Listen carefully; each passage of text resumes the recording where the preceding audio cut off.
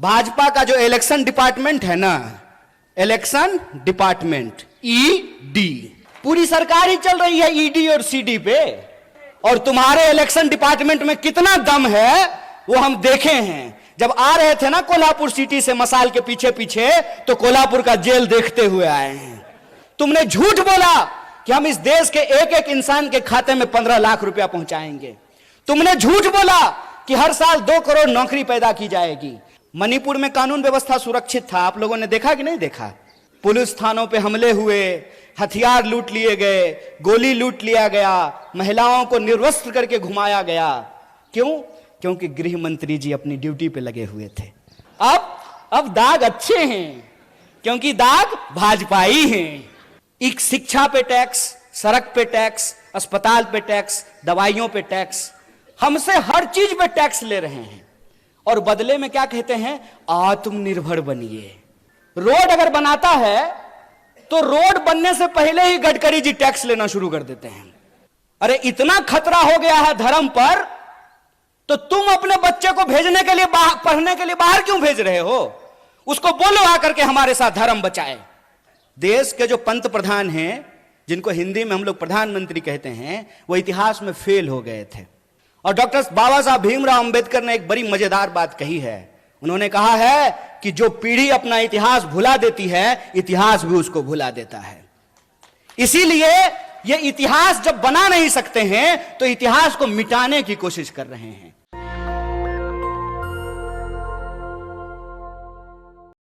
WhatsApp पे कभी message आया है कि नेहरू जी मुसलमान हैं?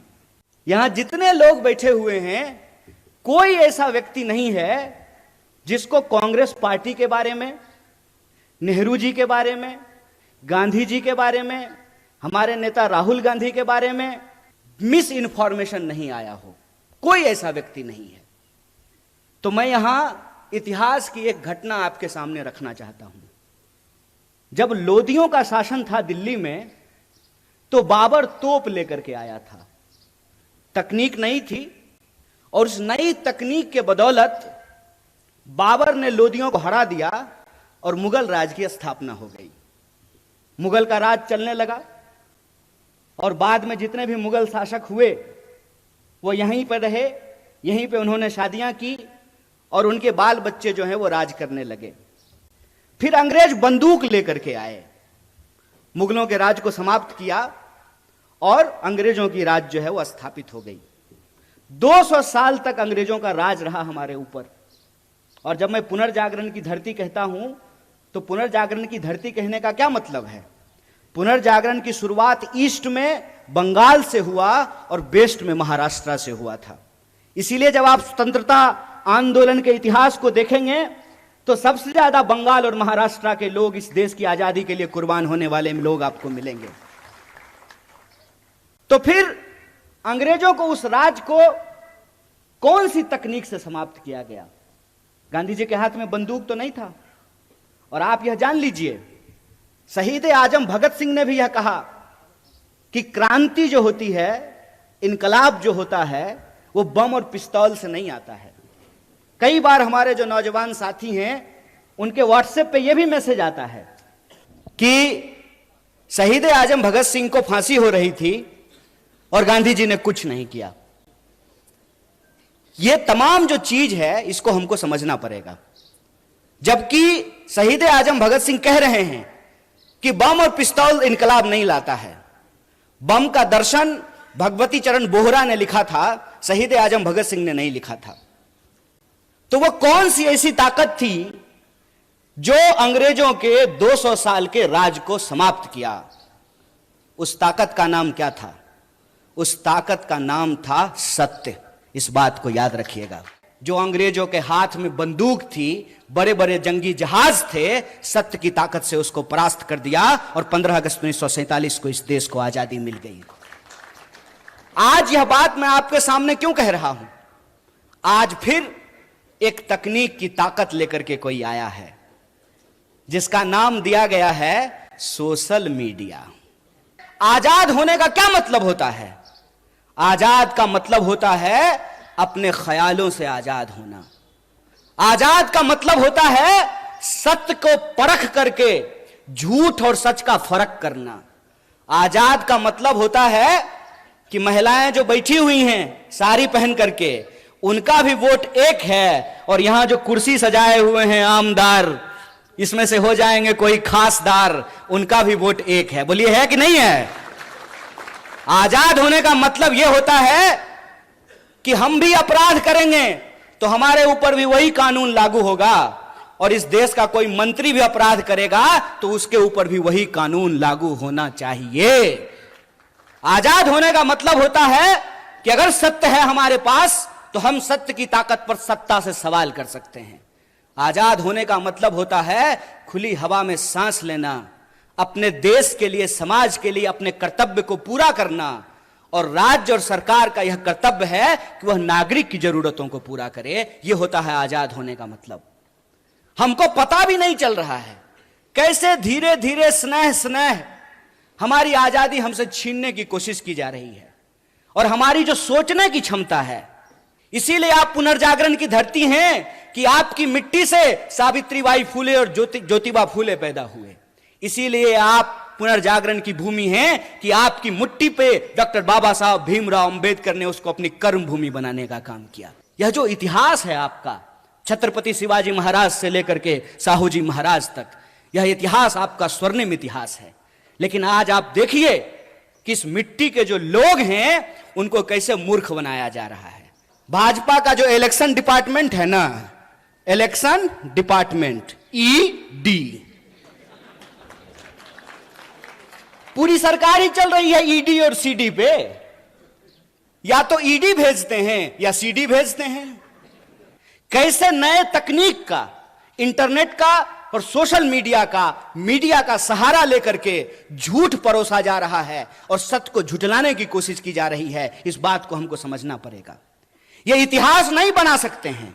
आपको मालूम है देश के जो पंत प्रधान हैं, जिनको हिंदी में हम लोग प्रधानमंत्री कहते हैं, वो इतिहास में फेल हो गए थे।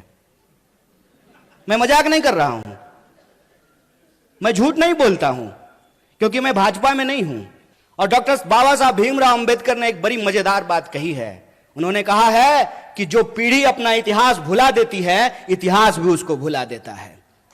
इसीलिए ये इतिहास जब बना नहीं सकते हैं तो इतिहास को मिटाने की कोशिश कर रहे हैं। इनका इतिहास, इस देश के लोग जब अंग्रेजों के खिलाफ लड़ रहे थे तो उनके साथ चाय पर बैठ करके चर्चा करने का इतिहास है। आपने देखा होगा कि लोग झांकी निकालते हैं, मोटरसाइकिल लेके जाते हैं, तलवार लहराते हैं और एक दूसरे के खिलाफ गंदी और गाली भरी भाषाओं का इस्तेमाल करते हैं। मैं आप सबसे एक सवाल पूछना चाहता हूं, खास करके अपने नौजवान दोस्तों से। उसमें एक भी मंत्री का बच्चा रहता है? एक भी प्रधानमंत्री का बच्चा नहीं ना? पता है वो कहां रहता है? वो ऑक्सफोर्ड में रहता है, वो कैम्ब्रिज में रहता है, वो लंदन में रहता है, वो न्यूयॉर्क में रहता है।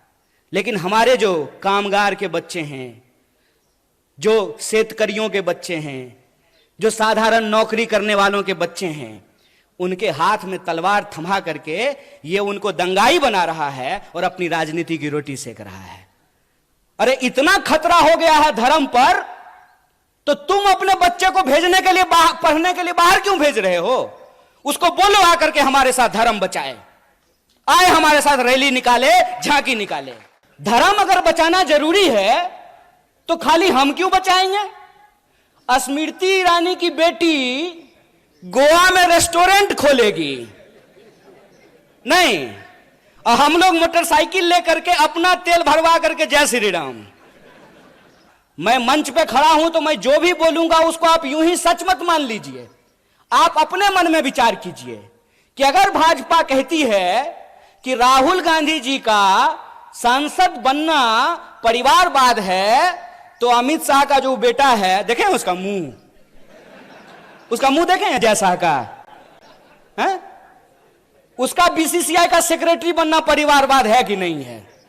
मैं ये एग्जाम्पल हमेशा लोगों को देता हूं कि सोनिया जी का कांग्रेस में होना और राजीव जी का कांग्रेस में होना परिवारवाद है, तो मेनका गांधी जी का और वरुण गांधी जी का भाजपा में होना परिवारवाद कैसे नहीं है? बताइए।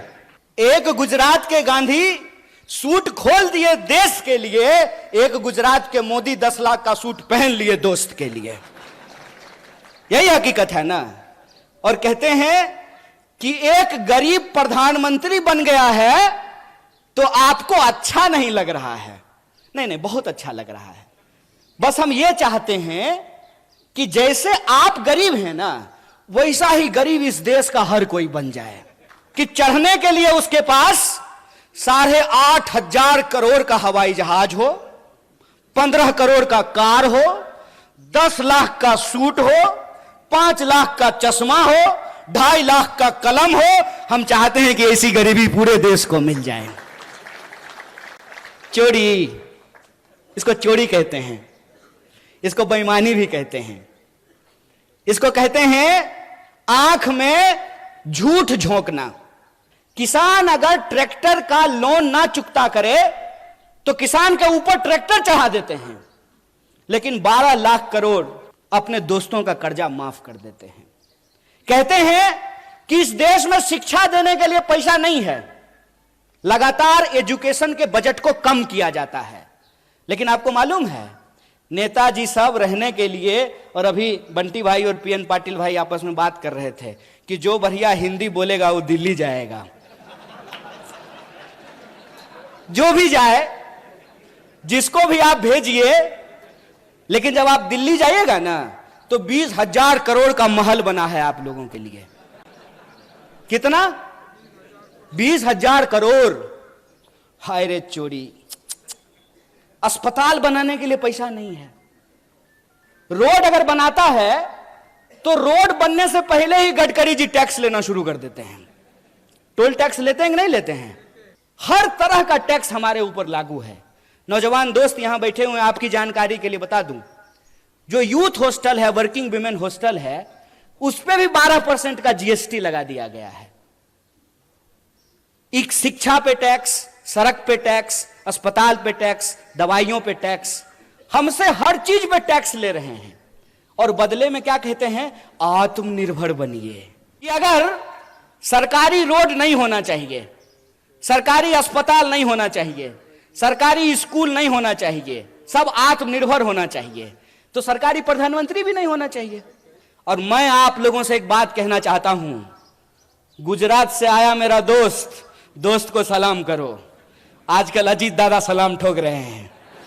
नहीं, प्रधानमंत्री ने अपने भाषण में कहा कि 70,000 करोड़ का घोटाला किया है अजीत दादा ने, ऐसा प्रधानमंत्री ने कहा। इलेक्शन डिपार्टमेंट सक्रिय हो गया, ईडी। अब कोई घोटाला नहीं हुआ है, भाजपा के वॉशिंग मशीन में सब साफ हो गया है। अब दाग अच्छे हैं, क्योंकि दाग भाजपाई हैं। इस देश के नागरिकों को यह समझना पड़ेगा कि इस देश में कितनी बड़ी लूट चल रही है। अंबानी का एक दिन का जो इनकम है, एक दिन का बोल रहे हैं, एक दिन का, उसमें एक दिन के इनकम में 75 लाख, कितना? 75 लाख मनरेगा के मजदूरों को वेतन दिया जा सकता है। ऐसा कैसे हो गया भाई कि 2-4 लोग बहुत अमीर हो गए और बाकी जो जनता थी वो जो है हर चीज के लिए तरसने लगी है। पहले क्या बोले थे? पहले बोले थे कि जब प्राइवेटाइजेशन होगा ना तो कंपटीशन होगा, इसीलिए कोऑपरेटिव को समाप्त कर दो। आप बहुत सौभाग्यशाली हैं पीएन पाटिल साहब कि आपका कोऑपरेटिव चल रहा है। क्यों? क्योंकि जया शाह का पप्पा कोऑपरेटिव मंत्री बना है। वो जिस चीज के मंत्री बनते हैं ना, उसका बस जय श्री राम होता है। वो आजकल गृह मंत्री हैं। गृह मंत्री का काम है देश की कानून व्यवस्था को सुरक्षित रखना। मणिपुर में कानून व्यवस्था सुरक्षित था, आप लोगों ने देखा कि नहीं देखा? पुलिस थानों पे हमले हुए, हथियार लूट लिए गए, गोली लूट लिया गया, महिलाओं को निर्वस्त्र करके घुमाया गया। क्यों? क्योंकि गृह मंत्री जी अपनी ड्यूटी पे लगे हुए थे। प्रधानमंत्री 22-22 घंटा काम करते हैं, तब जाकर के देश की यह हालत पहुंची है कि इस देश में 5.5 लाख इंजीनियर हर साल पैदा होते हैं और 1.5 लाख लोगों को भी नौकरी नहीं मिलती है। इसीलिए मैं जो बोलता हूं तथ्य और प्रमाण के साथ बोलता हूं। मैं आपके सामने बोल रहा हूं। प्रधानमंत्री जी ने कहा कि 2022 तक सबको पक्का मकान मिल जाएगा। मिल गया कि नहीं मिल गया? नहीं मिला तो मतलब प्रधानमंत्री झूठ बोल रहे हैं। तो हम बोल सकते हैं ना कि भारत का प्रधानमंत्री झूठा है। बोलिए, नंगा को नंगा कहेंगे कि नहीं कहेंगे? झूठा को झूठा कहेंगे कि नहीं कहेंगे? और हम कहेंगे जो झूठ बोलेगा उसको झूठा। और तुम्हारे इलेक्शन डिपार्टमेंट में कितना दम है वो हम देखे हैं। जब आ रहे थे ना कोल्हापुर सिटी से मसाल के पीछे पीछे, तो कोल्हापुर का जेल देखते हुए आए हैं। जगह है कितनी जेल में तेरे, देख लिया है, देखेंगे, देखे हुए हैं। बोलेंगे झूठ, झूठा हो तुमने झूठ बोला है इस देश की जनता से। तुमने झूठ बोला कि हम इस देश के एक एक इंसान के खाते में 15 लाख रुपया पहुंचाएंगे। तुमने झूठ बोला कि हर साल 2 करोड़ नौकरी पैदा की जाएगी। तुमने झूठ बोला कि किसानों की आमदनी दोगुनी की जाएगी।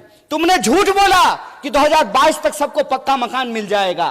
तुमने झूठ बोला कि महंगाई को कम करेंगे। तुमने झूठ बोला कि महिलाओं के ऊपर अत्याचार को कम करेंगे। तुम इस देश की जनता से झूठ बोल रहे हो। कभी जात के नाम पे बांटेंगे, कभी धर्म के नाम पे बांटेंगे। जहां धर्म होगा वहां धर्म का झगड़ा लगाएंगे, जहां धर्म नहीं होगा वहां जात का झगड़ा लगाएंगे। आप मणिपुर का उदाहरण देख लीजिए, वहां आपस में लोगों को लड़ा रहे हैं कि नहीं लड़ा रहे हैं। आप हरियाणा का उदाहरण उठा करके देख लीजिए, वहां कैसे लोगों को लड़ाने की कोशिश की गई। आप उत्तर प्रदेश देख लीजिए, आप महाराष्ट्र देख लीजिए।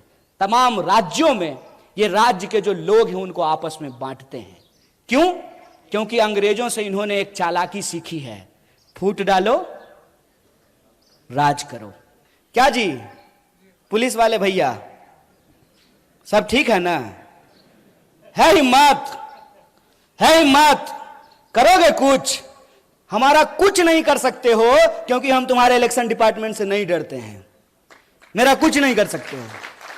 इसीलिए खड़ा होकर के पब्लिकली पूरी की पूरी भाजपा के झूठों की जमात को चैलेंज करते हैं कि अगर हमने गलत किया है तो चौराहे पे खड़ा करके तुम मुझे गोली मार सकते हो, लेकिन अगर तुम गलत कर रहे हो तो इस बात को याद रखना कि तमाम धन दौलत और गोला बारूद के बावजूद इस देश में तुम सत्य की आवाज को नहीं झुका सकते हो। हम कसम खाते हैं, महाराष्ट्र का इस महान भूमि पे कसम खाते हैं कि कांग्रेस का एक एक कार्यकर्ता राजीव गांधी को याद करते हुए यह संकल्प लेता है कि इस देश में सद्भावना को हम बचा करके रखेंगे, तुम्हारी पूरी ताकत को परास्त करेंगे। इस बात को याद रखना है।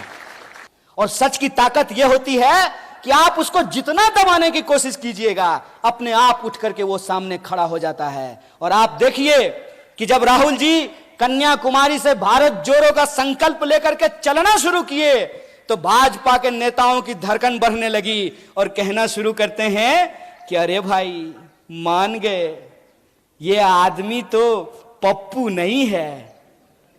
खुद ही बोलना शुरू कर दिए। क्यों? क्योंकि इन्होंने हजारों करोड़ खर्च किया उस इंसान को बदनाम करने के लिए। डर का मैसेज आता है कि नहीं आता है? डर का मैसेज आता होगा कि अब्दुल को 11 भाई बहन है। यह मैसेज आता है कि नहीं आता है? कल को अगर मुसलमान ज्यादा हो गए तो यहां संविधान समाप्त हो जाएगा और शरिया कानून लागू हो जाएगा। ऐसा मैसेज व्हाट्सएप पे आता है कि नहीं आता है? आता है ना। यह डर क्यों फैलाया जाता है? यह डर इसलिए फैलाया जाता है ताकि आप यह ना सोच सकें कि अंबानी की एक दिन की आमदनी में 75 लाख मनरेगा मजदूरों को वेतन दिया जा सकता है। ताकि आप यह ना सोच सकें कि अदानी के सेल कंपनी में 20,000 करोड़ किसके हैं। ताकि आप यह ना सोच सकें कि देश का 99% ठेका एक परिवार को दिया जा रहा है। अगर कोई इंसान किसी व्हाट्सएप ग्रुप में झूठ बोल रहा हो, उस झूठ का हमको मुकाबला करना पड़ेगा। किसी चाय की दुकान पे कोई नफरत फैला रहा हो, उस नफरत का हमको मुकाबला करना पड़ेगा। हमारे मोहल्ले में कोई अगर झगड़ा लगाने की कोशिश कर रही हो, उस झगड़े के खिलाफ हमको खड़ा होना पड़ेगा। किसी कमजोर के ऊपर कोई ताकतवर अगर अत्याचार कर रहा हो तो उस अत्याचार के के ऊपर हमको खड़ा होना पड़ेगा। अगर हम ऐसा करते हैं तो मुझे लगता है यही महात्मा गांधी की राह पर चलना है, यही डॉक्टर बाबा साहब भीमराव अंबेडकर के राह पर चलना है। हमको इस देश में दोबारा जात और धर्म का झगड़ा नहीं होने देना है, क्योंकि हमारे देश के संविधान की प्रस्तावना में यह लिखा हुआ है कि हम भारत के लोग हैं, और हम भारत के लोग हैं तो हम भारत के चाहे किसी भी हिस्से में रहे हो, इस मिट्टी से हमको प्यार है और इस मिट्टी को हमको हर हाल में सुरक्षित रखना है, एकजुट रखना है और अपने आने वाली पीढ़ी को एक बेहतर देश और एक बेहतर समाज दे करके जाना है। इसी संकल्प के साथ एक बार पुनः पूरे मंच को आभार व्यक्त करते हुए, और आप इतनी देर तक हमारी वाणी को सुने, हमारी बात को सुने, आपको आभार व्यक्त करते हुए अपनी बात को खत्म करूंगा। शुक्रिया। इनकलाब जिंदाबाद। जय हिंद, जय महाराष्ट्र। नेशनल दस्तक की आपसे गुजारिश है कि अगर इसको बचाना चाहते हैं तो नेशनल दस्तक को सब्सक्राइब करने के लिए रेड कलर के सब्सक्राइब बटन को दबाएं, फिर बेल आइकन की घंटी दबाएं।